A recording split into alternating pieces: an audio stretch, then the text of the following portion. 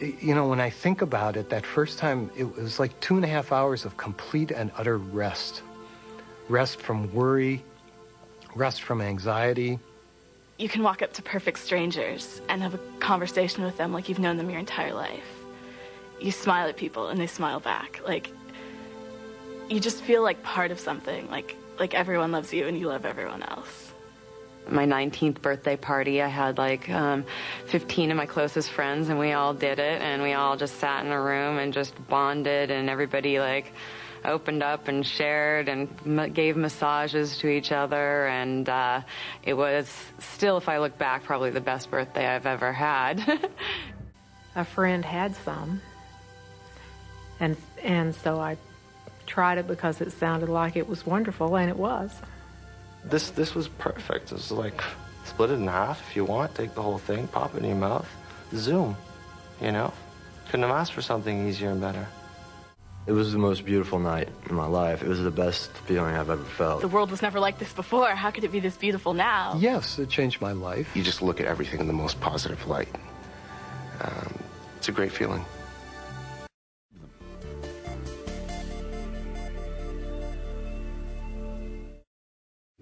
I've always been interested in psychopharmacology. How much could I use my skill at creating new compounds that are psychoactive? How many could I make that would be different?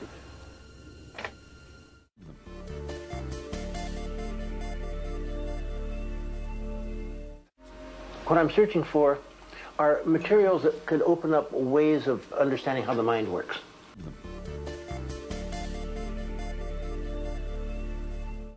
Shulgin called it window because he thought this was like looking through a window of the world at the world the way it really is, that we have covered over by our habits and so on. And as we remove those barriers, we see it in utter clarity. And that's what MDMA does. It melts, dissolves away those barriers. We see the world as it really is. It's a marvelous experience. I highly recommend it. I believe that every single thing that is known about a drug, good and bad, should be available to everyone who's considering using that drug. The very fact that it doesn't change ordinary perception very much, but changes the feeling tone, the feeling quality, and reduces fear, thereby allowing you to look at, in a kind of impartial way, things that are normally just too anxiety-provoking to look at. I just felt broken into just 1,000 pieces. I felt like shattered glass.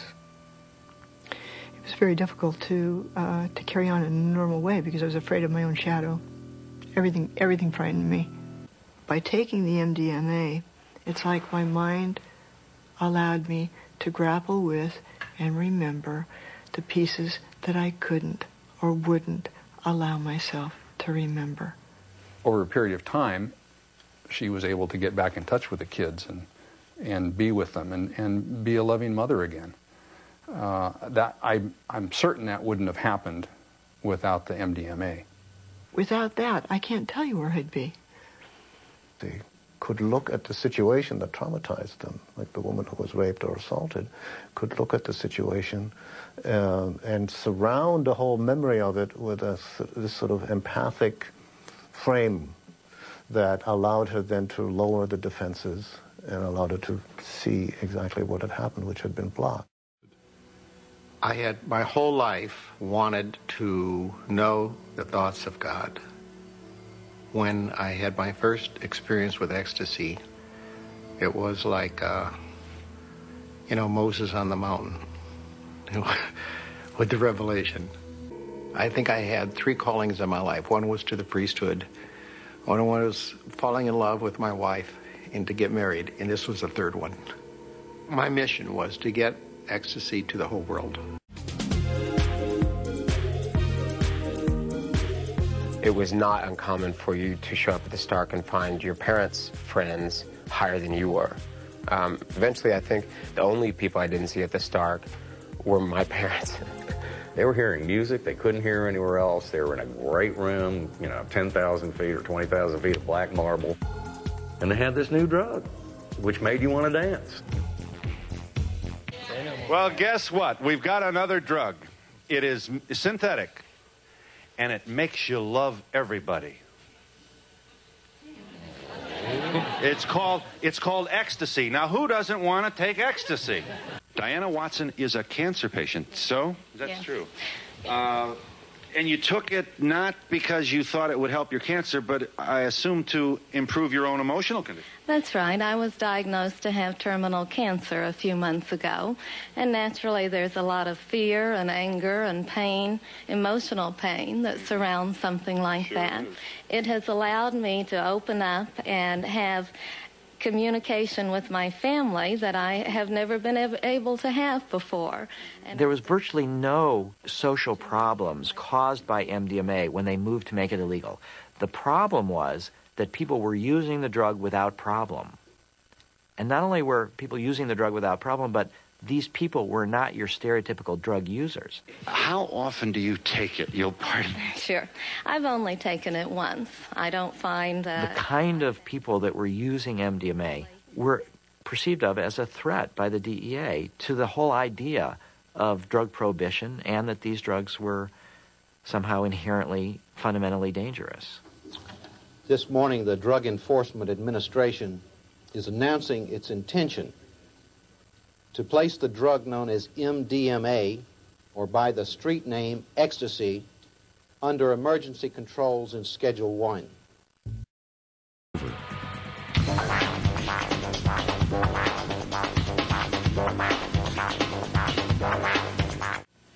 Say yes to your life. And when it comes to drugs and alcohol, just say no. I'm 30. I'm part of this generation who have grown up with Just Say No and Nancy Reagan and all the rest of it. I mean, Just Say No, it just seemed like a joke by the time Ecstasy got on the scene. Repetitive, electronic music sounds wonderful on Ecstasy. Anybody who's done Ecstasy knows music is tremendously enhanced. It's a sensory enhancer, and we're all about sensory experiences these days. There are definitely those moments at raves where everyone's out on the dance floor and everyone's just feeling the music, and it's like it goes, and then it's there and everyone's feeling it and you're all united and you feel it with everyone else, and it's just amazing. By about 1993, you pretty much had a rave scene in almost every state in the U.S. It was fantastic. I mean, everyone was just positive and friendly towards each other. Really quite a world I'd never seen before. It's an experience with substance where there's intimacy and connection beyond what you have in normal daily life. People who I never thought I would click with, I click with.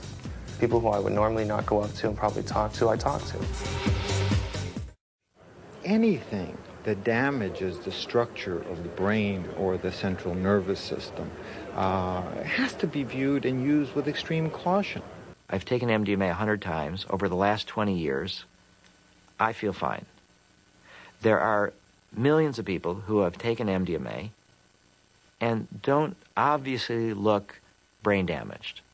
When I read some of the stuff that's printed by the government these days about ecstasy, I just laugh. I just break up laughing. I mean, you know, I've read that one pill can cause Parkinson's disease and things like this, and it's like, wow, I know thousands of people that have taken thousands of them, and I don't know anybody who had Parkinson's disease. I think the government loses credibility every time they lie about the drug. Every time I hear something which is patently untrue about the drug, it just makes me think, well, they're going to lie about everything. This drug does elevate body temperature, especially in an environment like a rave where there's a lot of people compacted in a small area and the temperatures are hot. The ecstasy interferes with the body's ability to adjust to surrounding temperature, and so you get hyperthermia. It's just a downward spiral. It may be good for the moment, but the after effects aren't worth it. They're not even close to worth it. It's your life, man. You know? Your life. Basically, people using ecstasy now and in the past decade are acting as guinea pigs. Nobody knows exactly what the long-term effects on the brain of using this drug for a prolonged period of time regularly are yet. And the effects, quite frankly, might be devastating.